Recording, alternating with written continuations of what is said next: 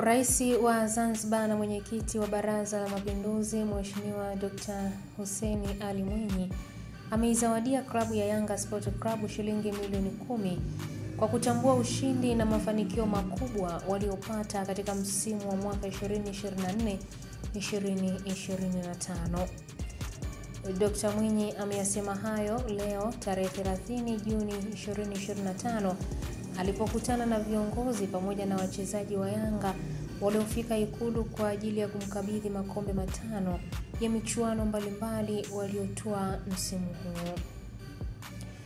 Akizungumza nao, Rais Mwinyi amepongeza mafanikio yao makubwa yaliyopatikana na klabu hiyo kongwe, akieleza kuwa yanajenga heshima na historia muhimu katika tasnia ya michezo nchini.